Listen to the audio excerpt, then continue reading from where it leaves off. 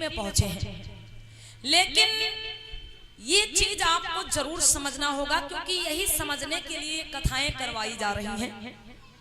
एक चीज आपको ये समझनी होगी कि आज हम जिस स्थिति में हैं, आज जो हम ये अच्छा जीवन बिता रहे हैं, जो बाबा साहब अम्बेडकर ने भारी संघर्ष करके हमको हक अधिकार दिलाए हैं, तो मेरी माताओं बहनों, आज धीरे धीरे हमारे उन हक अधिकारों को खत्म करने की साजिश रची जा रही है। माताओं बहनों, जो हक अधिकार हमको आपको मिले हैं, उन्हें खत्म करने की साजिश रची जा रही है धीरे धीरे।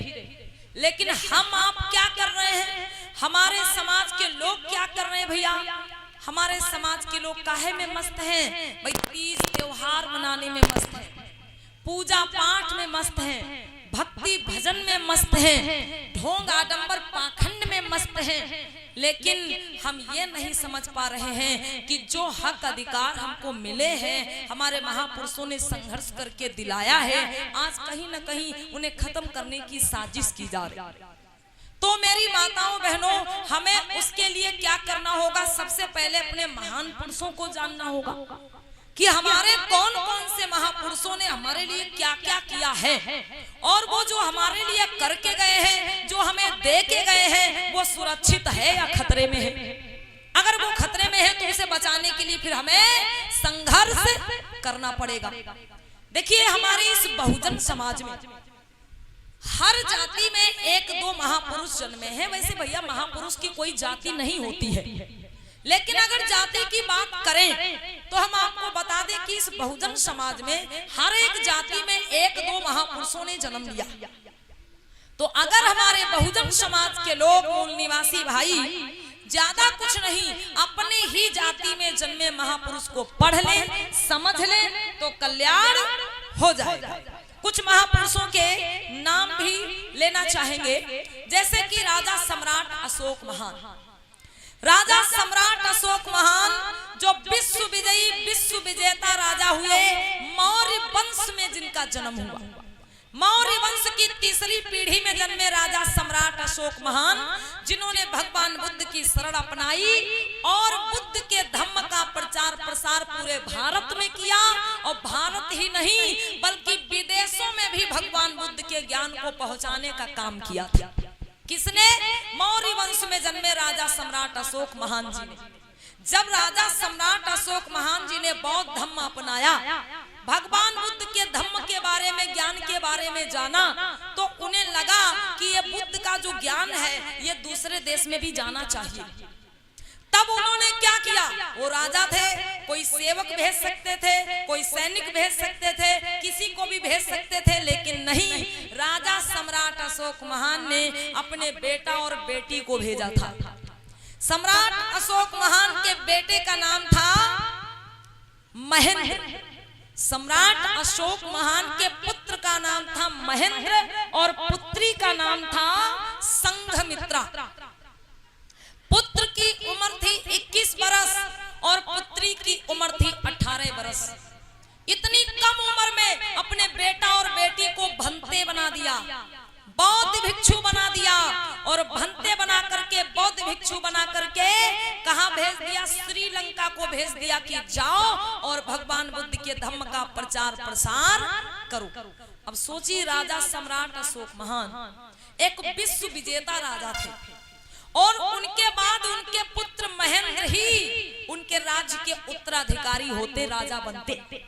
उनकी बेटी संघमित्रा जो एक विश्व विजेता राजा की पुत्री थी, एक राजकुमारी थी, अब वो जहां भी विवाह करके जाती वहां की रानी या महारानी कहलाती।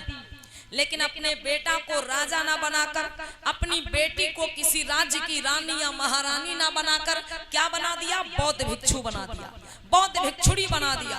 बौद्ध भिक्षु, बौद्ध भिक्षुड़ी बनाकर अपने बेटा बेटी को श्रीलंका भेजा कि जाओ और भगवान बुद्ध के धम्म का प्रचार प्रसार करो, जैसे आज हम आपके गांव में आए हैं बुद्ध के धम्म का प्रचार प्रसार करने के। सम्राट अशोक महान की पुत्री संघमित्रा और उनके पुत्र महेंद्र जब श्रीलंका गए भगवान बुद्ध के धम्म का प्रचार प्रसार करने के लिए, तो मेरे भाई पूरा जीवन वो श्रीलंका में बौद्ध धर्म का प्रचार प्रसार करते रहे, वापस लौट के भारत नहीं आए। पूरा जीवन वहीं पर वो भगवान बुद्ध के धम्म का प्रचार प्रसार करते रहे। और वहां पर उन्होंने एक वाटिका लगाई थी, अर्थात एक बाग लगाया था, जिसमें मतलब एक एक पौधा उन्होंने चुन चुन के अपने हाथों से लगाया था। और वो बगीचा जब फल फूल के तैयार हुआ तो उसे अपने पिता का नाम दे दिया अशोक वाटिका। ये रामायण में प्रसंग सुना होगा आप लोगों ने, नाम आता अशोक वाटिका कि जब सीता जी का हरण हुआ तो उन्हें अशोक वाटिका में रखा गया।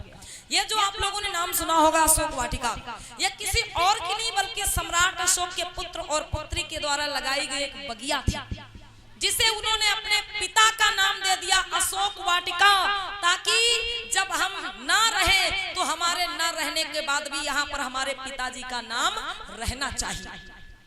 तो प्यारे बंधुओं, ऐसे राजा हुए मौर्य वंश में राजा सम्राट अशोक महान, जिन्होंने बुद्ध के धम्म के प्रचार प्रसार के लिए अपने पुत्र और पुत्री का समझो बलिदान कर दिया। लेकिन आज हमारे मौर्य वंश के भाई लोग सोए बैठे हैं और अपना इतिहास ही नहीं जानते। उसी प्रकार से यादव समाज में एक महापुरुष हुए जिनका नाम है ललई सिंह यादव। पाल समाज में, गड़रिया समाज में एक महापुरुष हुए जिनका नाम है रामास्वामी नायकर। कुर्मी समाज में एक महापुरुष हुए जिनका नाम है छत्रपति साहू जी महाराज। ए बच्चों, कहां चले भैया? कहां से आ रहे दद्दा? कहां गए थे? लड्डू बैठ रहे होंगे उधर है? अभी यहीं पे झांकी देखना भैया, काहे परेशान हो? अभी झांकी देखना, परेशान मत हो। बोली भगवान बुद्ध की। तो हम नाम बता रहे थे मेरे बंधुओं आप लोगों को महान पुरुषों के, कि हर एक जाति में एक दो महापुरुष जन्मे हैं, ज्यादा नहीं। अगर अपनी अपनी जाति में जन्मे महापुरुष को ही हम पढ़ लें तो हमारा कल्याण हो जाएगा। हम समझ जाएंगे फिर बुद्ध का मार्ग, बुद्ध का रास्ता क्या है। क्योंकि जितने भी हमारे महापुरुष हुए, हर महापुरुषों ने भगवान बुद्ध के मार्ग पर चल करके इस समाज को जगाया है और इस समाज को आगे बढ़ाने का काम किया है।